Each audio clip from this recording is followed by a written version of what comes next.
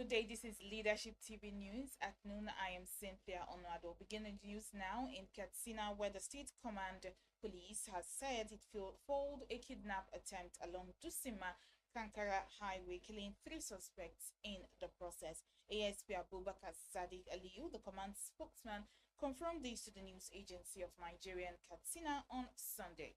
He said, on December 10th, 2023, at about 4:30 p.m., based on credible information that some suspected armed robbers and kidnappers wielding dangerous weapons such as AK-47 rifles blocked the Dusima Kankara Highway in an attempt to kidnap unsuspecting members of the public. Upon receipt of the report, Area Commander Dusima promptly mobilized a joint team of police operatives and members of the vigilante and responded to the scene. On reaching the scene, the suspected kidnappers opened fire on the operatives, to which the officers valiantly returned fire and succeeded in neutralizing three members of the gang, while one Musaudu Sani, a member of the vigilante, sustained a gunshot wound on his right hand. The police spokesman said Sadiq Aliyu added that Sani was currently responding to treatment as efforts were underway with a view to arresting all the fleeing suspects as the investigation continued. According to him, Mr. Aliyu Abubakar Musa, the Commissioner of Police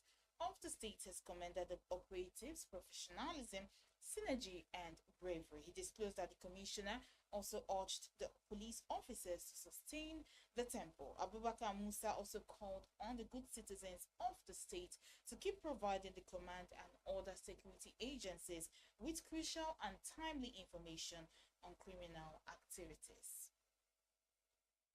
Moving on now, a recent analysis of bank performance reveals that Fidelity Bank, Zenith Bank, and Access Holdings have secured the top spots in terms of capitalization as of the third quarter of 2023. This accolade comes shortly after the Central Bank of Nigeria, CBN, announced a planned recapitalization of banks at the 58th annual dinner of the Chartered Institute of Bankers of Nigeria, CIBN, in Lagos. Zenith Bank remains firmly at the top of the capitalization ladder, holding a substantial capital base of 1.92 trillion naira, solidifying its position as the most capitalized bank in Nigeria. UBA closely follows Zenith Bank, showcasing a capital base of 1.778 trillion naira, solidifying its status as one of the most financially sound institutions in the country. Access Holdings, with a capital base of 1.64 trillion naira,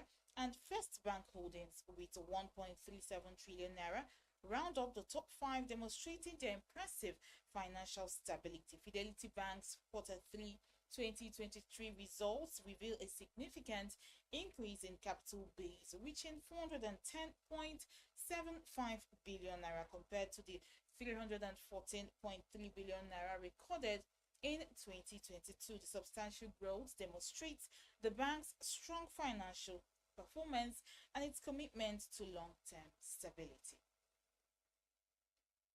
And now the Transmission Company of Nigeria, TCN, is facing a major challenge in delivering electricity to Nigerians, with aging infrastructure and frequent vandalism hampering its effort. The company can only transmit 8,100 megawatts of the 13,000 megawatts, a mager 62% of electricity generated in the country, leaving a significant gap between supply and demand. We are supposed to be able to transmit about 15,000 megawatts, but we are unable to meet this capacity due to weak and aging infrastructure, said Thomas Onogonom, TCN's general manager for Port Harcourt region. TCN officials attribute the limited transmission capacity to outdated equipment, some of which is over 50 years old. This aging infrastructure is prone to breakdown and inefficiencies, hindering the flow of electricity across the country. Compounding the problem is the ongoing issue of vandalism.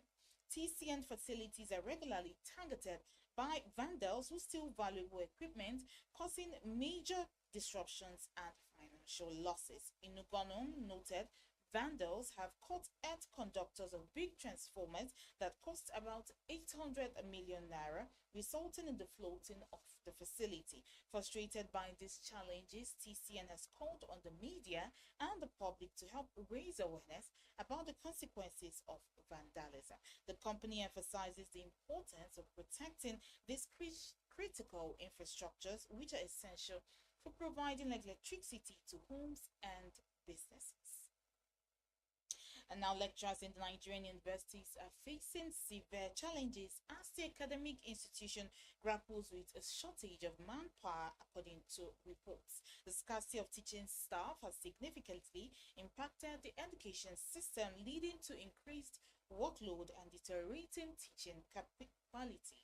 A survey by the news agency of Nigeria in the Southeast Zone revealed that many lecturers were overworked as they now handled more courses because of a short supply of academic staff. Professor Ikechukwu Onishi, Dean of Faculty of Pharmaceutical Sciences at the University of Nigeria, Nsukka, stressed that the shortfall in academic personnel is a consequence of retirement, deaths, and departure of lecturers seeking better opportunities abroad.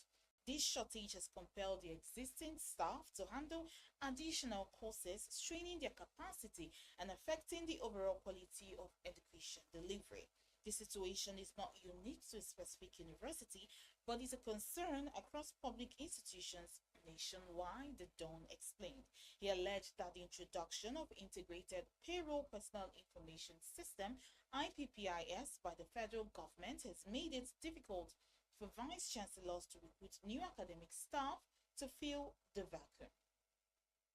And now, on a sad note, veteran Nigerian Television Authority NTA newscaster Aisha Bello Mustapha is dead.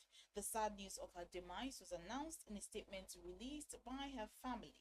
Aisha, renowned for her role as one of the prominent broadcasters on the NTA Network news at 9 p.m. during the 90s and early 2000s, had a distinguished career spanning 35 years. She retired from active service in May 2022. Aisha, until her demise, was a prominent media personality, leaving an indelible footprint on the landscape of Nigerian broadcasting. And now to some sports news. Everton continue to shrug off the impact of a 10-point Premier League deduction as a 2-0 win over Chelsea on Sunday took the Toffees 4 points clear of relegation zone. Vanguard Sports reports Abdullahi Doucouré opened the scoring before Luis Dibon's first Everton goal imposed another damaging defeat on Chelsea boss Mauricio Pochettino. Without the penalty for breaching financial rules, which Everton are appealing, Sean Dyche's men would be 4 points above Chelsea in mid-table. Pochettino shuffled his pack after a dreadful display in losing 2-1 at Manchester United in midweek. But the Argentine is struggling to solve his side's lack of a clinical edge up front. That's why the club haven't spent $1.3 billion on new players in the past 3 transfer windows. The former Tottenham boss has pleaded for patience as he tries to mold together an array of expensive young talents. But Chelsea's managers do not tend to get much time to turn things around, and the pressure is on for Pochettino to find a quick fix to his side's problems. On that note, we end the news at noon on Leadership TV. For more of these news stories, you can check out our website on www.leadership.ng. Many thanks for watching.